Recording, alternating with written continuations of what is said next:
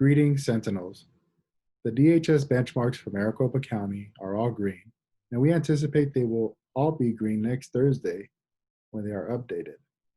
Barring any change in this data or a spike in positive cases for Maricopa County, we are preparing to return to in-person instruction on Tuesday, September 8th, and we will begin with our hybrid schedule of classes. This means half of our students will attend classes on campus on Tuesdays and Wednesdays, and the other half will attend classes on campus on Thursdays and Fridays. Parents, please complete the return to school survey by Monday, August 31st, so we can create the groups and publish them by Wednesday, September 2nd. There is an online option for students who do not want to or cannot attend in-person classes. These students may participate in their classes from home during the assigned period time. For planning purposes, students choosing this option will not be able to join the in-person classes until October 5th. However, students who begin in the hybrid schedule can choose to return to the online-only option at any time. We will evaluate how well we do with our mitigation strategies to establish a target to return to our full schedule with everyone on campus. Please keep in mind this is no time to relax our attention to mitigating the risk of contracting COVID-19. Speaking about our mitigation strategies, the first one is the most important, and everyone needs to take their personal responsibility. Stay home if you are sick. Under no circumstances do I want anyone on campus who is sick. Parents, you need to keep your sons and daughters home if they are sick. Students, you are no longer babies. You need to tell your parents when you don't feel well so you can stay home. You can endanger others by disregarding your personal responsibility, and it is unacceptable if you don't follow up and take care of yourselves. We are going to ask students and staff to check for symptoms and certify they are symptom-free every morning before arriving on campus. While on campus, please keep 6 feet apart from others. We are going to stagger times across the schedule to allow for additional physical distancing while on campus, and the schedule will be updated on our Steadfast in Our Mission document.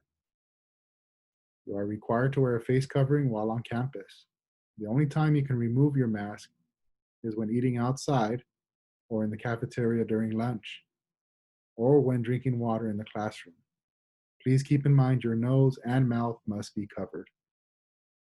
We have worked to procure the equipment and services needed to clean and sanitize the campus nightly, and we will do common areas throughout the day. Contactless hand sanitizer dispensers have been installed in every classroom, and the expectation is that everyone sanitizes their hands when they enter or exit a room. Even though we are providing hand sanitizer stations throughout the campus, it is a good idea for every student to carry their own personal hand sanitizer so they can use it throughout the day. Nothing replaces hand washing and good personal hygiene, so please wash your hands frequently when on campus. Even though we are working to mitigate the risk of contracting COVID on campus, there is no way of creating a zero-risk environment. We can minimize the risk by following our mitigation strategies, and that's important. We have a process in place to respond to potential COVID cases on campus. If a student or staff member begins to experience symptoms after arriving on campus, they are to report to the isolation room. The isolation room is the gym office located across from the athletic trainer's office. It will clearly be marked. The protocols for the isolation room will be shared next week and published on our website. Please note that Ms. Brianna Saltzman is our health coordinator, and she will maintain and monitor the isolation room. We have an obligation to report communicable diseases like COVID to the Maricopa County Public Health Department. The responsibility lies with me as a principal, and a member of my administration or I will report any positive cases accordingly. We will also communicate positive cases to potentially expose members of our school community. We are working on a detailed video on our mitigation strategies for students and parents to watch before we return to classes on campus. This will be ready next week and published on our website. I want to remind you that our website has a specific COVID-19 landing page with important information. We also have our links to important documents that I encourage you to bookmark on your browsers for easy access. These documents are updated and the date is always indicated. We need to continue being intentional on our focus areas. We need to be patient with yourself and with others. We need to practice grace and remember we are all trying our best. Make sure you take care of your relationships and build new ones. And take care of yourself.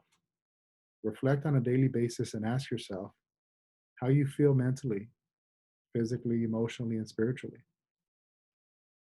I'm happy to be moving forward and moving towards welcoming our students on campus. But we need to remain vigilant and commit to our personal responsibilities to mitigate the risk of COVID 19. Continue praying for everyone affected by COVID 19, especially for those who have died, for those who mourn their losses, for those affected and infected now, and for the men and women who treat them on a daily basis. Blessings for all of your families. And as always, please contact me if you have any questions or concerns. Thank you.